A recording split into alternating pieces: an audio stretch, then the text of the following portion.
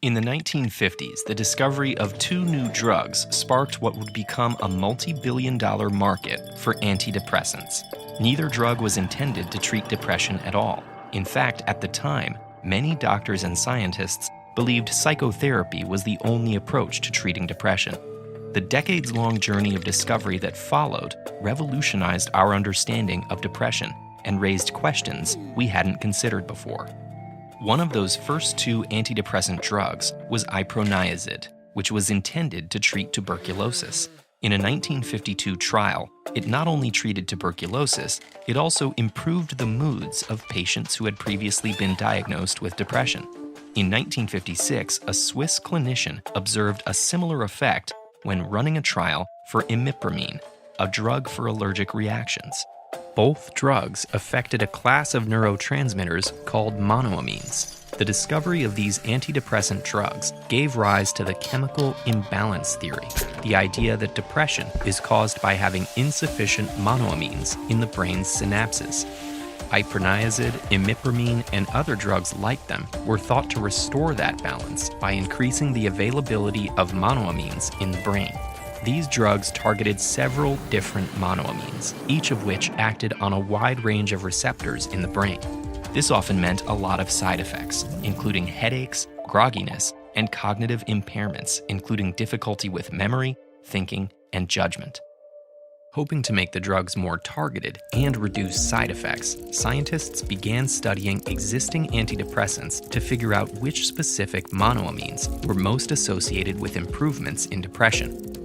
In the 1970s, several different researchers converged on an answer. The most effective antidepressants all seemed to act on one monoamine called serotonin. This discovery led to the production of fluoxetine, or Prozac, in 1988.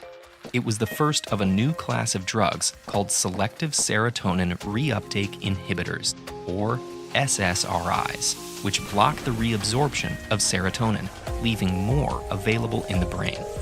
Prozac worked well and had fewer side effects than older, less targeted antidepressants. The makers of Prozac also worked to market the drug by raising awareness of the dangers of depression to both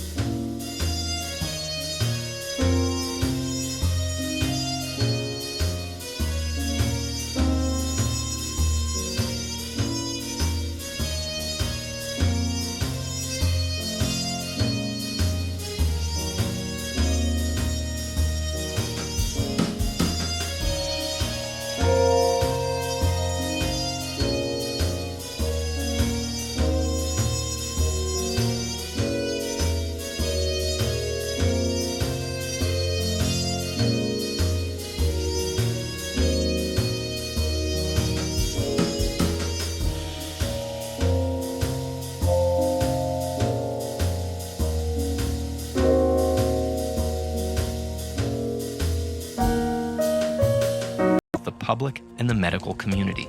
More people came to see depression as a disease caused by mechanisms beyond an individual's control, which reduced the culture of blame and stigmatization surrounding depression, and more people sought help. In the 1990s, the number of people being treated for depression skyrocketed. Psychotherapy and other treatments fell by the wayside, and most people were treated solely with antidepressant drugs. Since then, we've developed a more nuanced view of how to treat depression and of what causes it. Not everyone with depression responds to SSRIs like Prozac. Some respond better to drugs that act on other neurotransmitters, or don't respond to medication at all. For many, a combination of psychotherapy and antidepressant drugs is more effective than either alone. We're also not sure why antidepressants work the way they do. They change monoamine levels within a few hours of taking the medication, but patients usually don't feel the benefit until weeks later. And after they stop taking antidepressants, some patients never experience depression again, while others relapse.